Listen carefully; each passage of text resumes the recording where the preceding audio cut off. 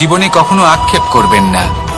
আসুন আমার সাথে ভালোবেসে বলুন, রাধা রাধা।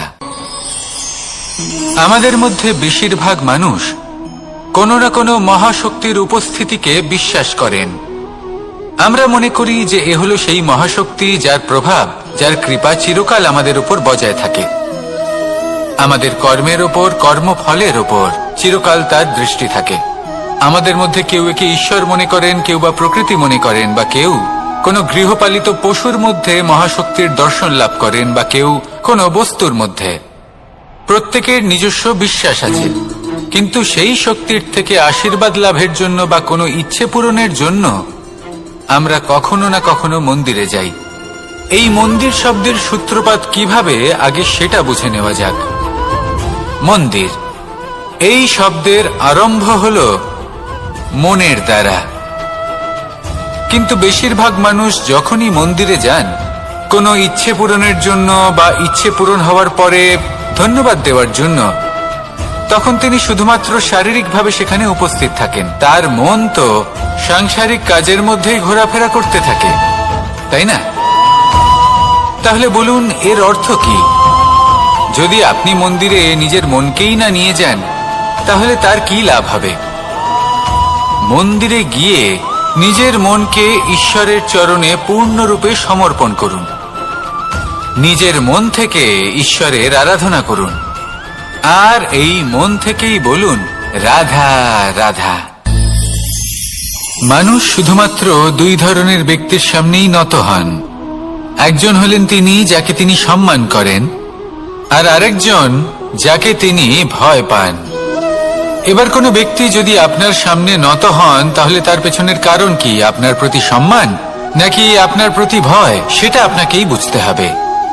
যদি আপনি এমন মনে করেন যে তাতে কি যায় আসে, ভয় হোক বা সম্মান, কেউ আমার সামনে নত তো হচ্ছেন, যদি এটা আপনার চিন্তা ভাবনা হয়, তাহলে আপনাকে মনে করিয়ে দিই, এই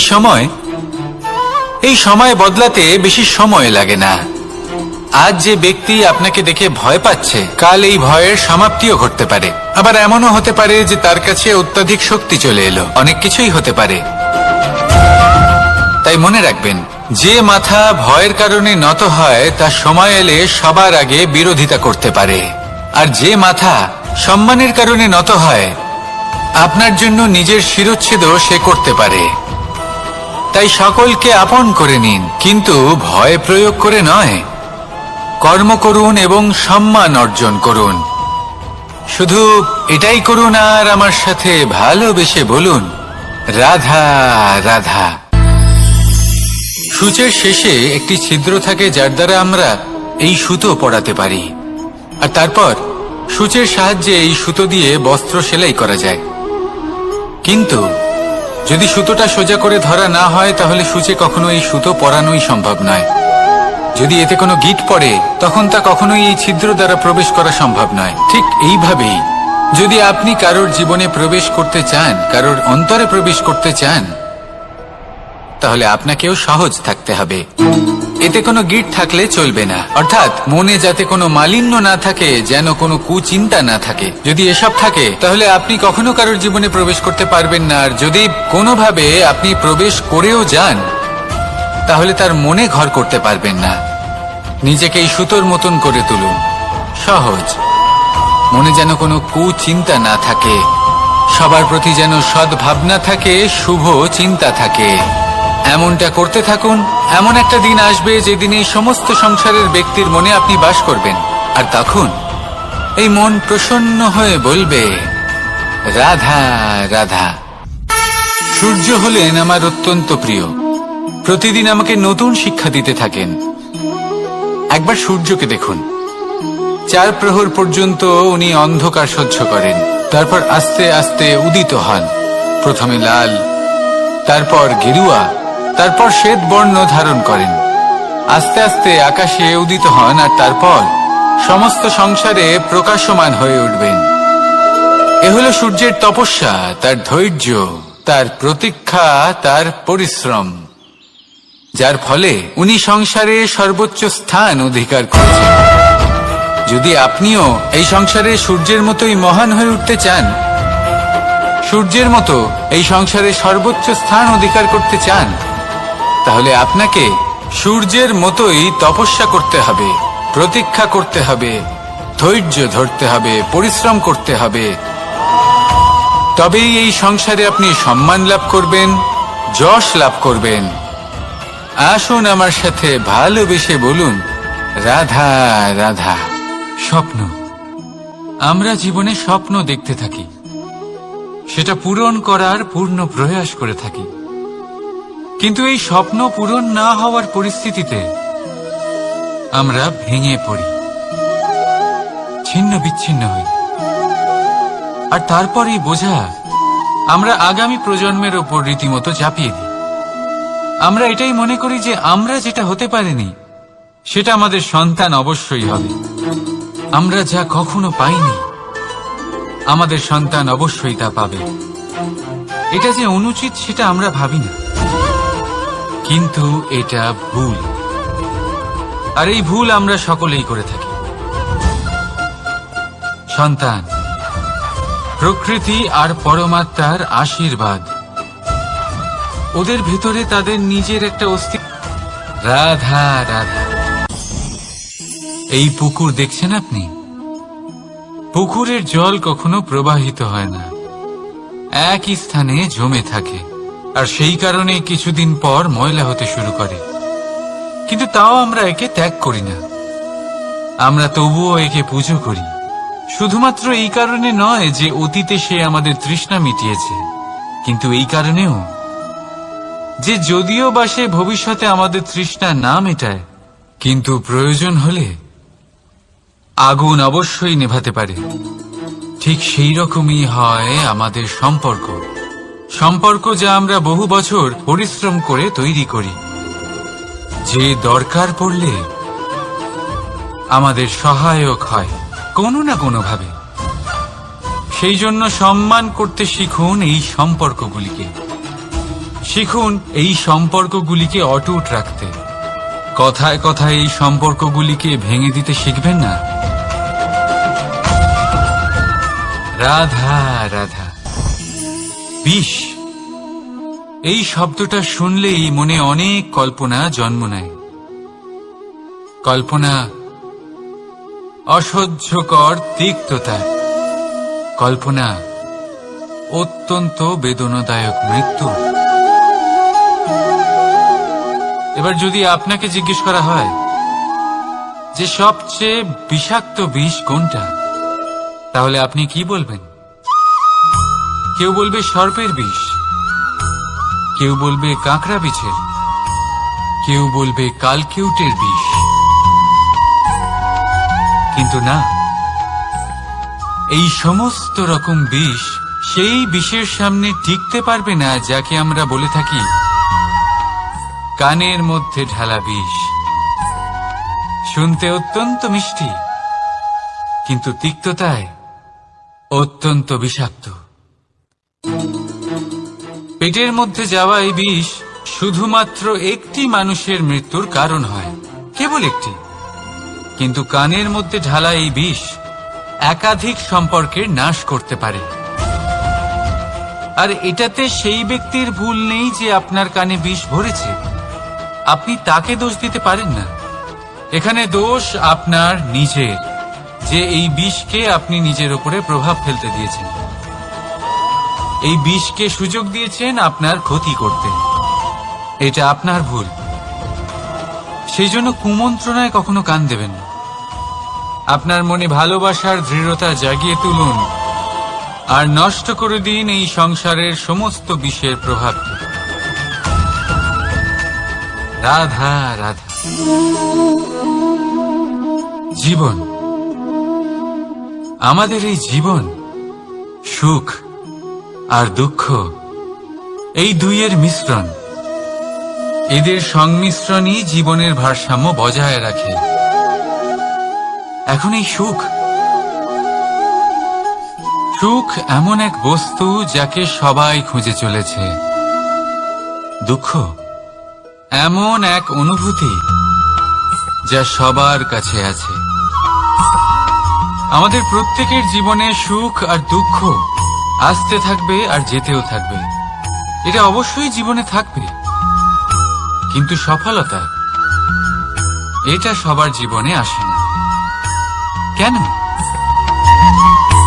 কারণ এই সফলতা সুখ আর দুঃখের দ্বারা প্রাপ্ত হয় না। সফলতা প্রাপ্ত হয় নিজের উপরে বিশ্বাস করতে থাকলে। আকাশের ওই সূর্যকে দেখুন, সূর্যের বিশ্বাস আছে নিজের উপর যে সে সমস্ত জগৎকে আলোকিত করতে পারবে, নিজের প্রথম রশ্মি দিয়ে অন্ধকারকে দূর করতে পারবে। সূর্য এই বিশ্বাস নিয়েই আসে, আর কিছুক্ষণের মধ্যেই সমস্ত সংসার থেকে অন্ধকারকে বিনাশ করে ফেলে সে। তাহলে মনে রাখবেন, এই সুখের আভাস, এই দুঃখের অনুভূতি আসতেও থাকবে আর যেতেও থাকবে। শুধু নিজের উপরে বিশ্বাস রাখুন, তারপর দেখবেন এই সফলতা আপনার দাস হয়ে থাকবে। রাধা রাধা। চাঁদ কত শ্রেয়, শুভ্র, কত সুন্দর। কিন্তু যদি আপনি মনোযোগ সহকারে দেখেন তাহলে দেখবেন এই চাঁদেও দাগ আছে। আর এই দাগগুলি থাকার কারণে কি এই চাঁদের মাহাত্ম্য কখনো কমে যায়? কখনো নয়। এর কারণ হলো চাঁদের নিরন্তর চেষ্টা। একবার এই আকাশে দেখুন, এই অন্ধকার সবসময় চেষ্টা করে চাঁদকে ঢেকে দেওয়া, কিন্তু এই চাঁদ সবসময় এই অন্ধকারের সাথে লড়াই করতে থাকে। অমাবস্যা থেকে শুরু করে চাঁদের এই যাত্রা পূর্ণিমা অবধি পৌঁছেই যায়। আর তাই এই চাঁদের পুজো করা হয়, এই কারণে এই চাঁদকে মাহাত্ম্য দেওয়া হয়। এইভাবেই যদি আপনার মধ্যে কোনো দোষ থাকে, কোনো খারাপ কিছু থাকে, তাহলে সেটা কোনো বড় ব্যাপার নয়। চেষ্টা করুন সেটাকে শুধরে নেওয়ার, কিন্তু সেই কারণে নিজেকে খারাপ মনে করা, এটা অনুচিত। নিজের ভুলগুলো, নিজের দোষগুলো, নিজের খারাপ দিকের কথা ভুলে আপনি এই সংসারের ভালোর দিকে প্রস্থান করেই দেখুন না। আপনি দেখবেন আপনার অন্তরের তেজ ঠিকরে বেরোচ্ছে। রাধা রাধা। এই পিঁপড়েদের দেখছেন আপনি? সবাই একই রকমের। এদের মধ্যে তফাৎ খুঁজে বার করা অসম্ভব। মনে হয় যেন ওদের আলাদা আলাদা অস্তিত্বই নেই। কিন্তু যদি আপনি মন দিয়ে দেখেন তাহলে দেখবেন প্রতিটা পিঁপড়ের আলাদা কাজ নির্ধারিত, তাদের আলাদা অস্তিত্ব আছে। কেউ বাড়ি বানানোর জন্য মাটি সংগ্রহ করতে পটু, কেউ ঢিপি বানাতে পটু, কেউ খাবার খোঁজায় পটু, আবার কেউ সেই খাবার আনায় পটু। ঠিক সেরকমই হয় মানুষেরা। মনে হতেই পারে সবাই একই রকম, কিন্তু প্রতিটা মানুষের ব্যক্তিত্ব, প্রতিটা মানুষের অস্তিত্ব ভিন্ন হয়। আর সত্যি কথা বলতে কি, প্রতিটা মানুষের ভিন্নতাই আমাদের প্রগতির দিকে নিয়ে যায়। ভাবুন, যদি আপনাকে কারোর সাথে হাত মিলিয়ে চলতে হয়, তাহলে আপনাকে আপনার সোজা হাত তার উল্টো হাতে ধরে এগোতে হবে। এটাই সৃষ্টিকর্তার সৃষ্টির নিয়ম। ভিন্নতা, এই ভিন্নতাকে আশীর্বাদ ভেবে চলুন, এতে কোনো খারাপ নেই। রাধা রাধা। দাদা আমাকে বহুবার জিজ্ঞেস করেন যে কানাই, তুমি রাধার সাথে এই সংসারকে প্রেম শেখাতে এসেছো, তাহলে কেন তুমি রাধাকে এত বিরক্ত করো? কেন ও তোমাকে বিরক্ত করে? কেন এই ঝগড়াঝাটি হয়? কেন এই টানাপোড়েন চলে? এবার এটার উত্তর আমি কিছুটা এইভাবে দিতে চাই। পিঁপড়ে সেই বাড়িতেই প্রবেশ করে যেখানে মধু উপস্থিত আছে। যদি আপনার বাড়িতে মধু থাকে, কোনো মিষ্টি জিনিস থাকে, মিষ্টত্ব থাকে, তাহলে পিঁপড়ে সেখানে অবশ্যই প্রবেশ করবে। ঠিক এইরকমই হয় আমাদের সম্পর্ক। এর মধ্যে ছোটখাটো ঝগড়াঝাটি, টানা পড়েন, রাগ করা, মন ভাঙানো, এই সব তো চলতেই থাকে। বিশেষ করে সেই সম্পর্কগুলিতে যেখানে মিষ্টত্ব আছে। মনে রাখবেন, যেই সম্পর্কে কোনো খুনসুটি নেই, রাগ করা, মান ভাঙানো নেই, কোনো ছোটখাটো ঝগড়াঝাঁটি নেই, সেই সম্পর্ক শুধুমাত্র মস্তিষ্ক দিয়ে পালন করা হচ্ছে, মন থেকে নয়। তাই মন থেকে ভালোবাসতে শিখুন। আর এই ছোটখাটো ঝগড়াঝাঁটির, এই অম্ল মধুর খুনসুটির আনন্দ উপভোগ করুন, কারণ এতেও ভালোবাসা আছে। রাধা রাধা। এই পুস্তক বড়ই কাজের জিনিস। কাহিনী হোক, কবিতা হোক, স্মৃতি হোক, এতে যাই লিখে দেবেন তা ভবিষ্যতের পুঁজি হয়ে যাবে। কিন্তু যদি কখনো এমন হয় যে এই পুস্তক ময়লা হয়ে যায়, বা যদি কোনো পাতায় আপনি ভুল করে কালি ফেলে দেন, বা কোনো বাক্য লিখতে গিয়ে আপনি ভুল করে ফেলেন, তাহলে আপনি কি করেন? সেই পুস্তক কি আপনি তুলে ফেলে দেন? না, তাই তো। শুধু একটা পাতা ছিঁড়ে ফেলেন, যাতে সেই পুস্তক সঠিক থাকে, সুন্দর হয়ে ওঠে। এই পুস্তকের মতোই হয় আমাদের সম্পর্ক। তার সেই এক পাতা, একটা ভুল। তাই যে কোনো সম্পর্কে যদি কারোর কোনো ভুল হয়ে গিয়ে থাকে, তাহলে সেই ভুলকে সম্পর্ক থেকে দূরে করা সঠিক হবে। সেই ভুলকে ভুলে যাওয়াই সঠিক হবে। সেই সম্পর্ক ভাঙা নয়, সেই সম্পর্ক সামলে রাখুন। কারণ ভুল তো সবার দ্বারা হয়। যদি এরকম করেন, তবেই জীবনরূপী পুস্তক আরো সুন্দর হয়ে উঠবে। একে অপরকে ক্ষমা করতে শিখুন। একে অপরের ভুলকে ভুলে যেতে শিখুন। তারপর দেখবেন এই জীবনে আরো আনন্দ আসবে, আর এই সম্পর্ক নিঃশ্বাস নিতে থাকবে। রাধা রাধা।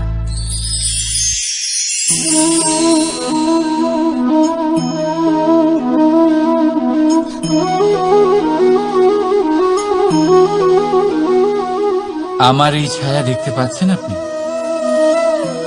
প্রকাশের স্রোত যখন মধুর আর দূরে থাকে, তখন এই ছায়া লম্বা হয়ে যায়। কিন্তু যেই প্রকাশের স্রোত মাথার উপরে চলে আসে, এই ছায়ার আকার ক্রমশ ছোট হতে থাকে। আর অন্ধকারে তো এই ছায়া বিলুপ্ত হয়ে যায়। কিছুটা এরকমই হয় আমাদের অহংকার। সুখের আগমন হলে, বৈভবের উপলব্ধিতে এটা বাড়তে থাকে। কিন্তু যেই সংকটের তাপ বেড়ে ওঠে, অহংকার ছোট হতে থাকে। আর যখন সংকটের এই অন্ধকার আমাদের চারিদিক থেকে ঘিরে ধরে, তখন এই অহংকার আমাদের ছায়ার মতোই বিলুপ্ত হয়ে যায়। এই আত্মসম্মান নয়, এ হলো অহংকার। আর অহংকার আর কিছুই নয়, শুধু পতনের দিকে প্রথম পদক্ষেপ। আর এই জীবনে পতনের দিকে নয়, প্রেমের দিকে এগিয়ে যান। আর আমার সাথে ভালোবেসে বলুন, রাধা রাধা। আপনি কি কখনো ফলে ফুলে পরিপূর্ণ বৃক্ষ দেখেছেন? তার ডালগুলো কিরকম স্বাধীনভাবে বেড়ে ওঠে। কিন্তু যদি এই ডালগুলো মূলের সাথে ঠিকভাবে যুক্ত না থাকে, সেই বৃক্ষের মূলগুলি গভীর না হয়, তাহলে কি হবে? তাহলে কি সে সেই সব সুবিধা পাবে? কখনোই নয়। সেই বৃক্ষের ডাল পড়ে যাবে, সেই বৃক্ষ ভূমিষ্ঠ হয়ে যাবে। ঠিক সেইভাবেই চিন্তাভাবনার স্বাধীনতার আনন্দ আপনি তখনই আস্বাদন করবেন, যখন আপনার শিক্ষা গভীর হবে। তাই স্বাধীন থাকুন দৃষ্টিভঙ্গিতে, কিন্তু যুক্ত থাকুন শিক্ষার সাথে। রাধা রাধা। সমাজ, আমরা এই সমাজে বাস করি, আর বহুবার একটা গুরুত্বপূর্ণ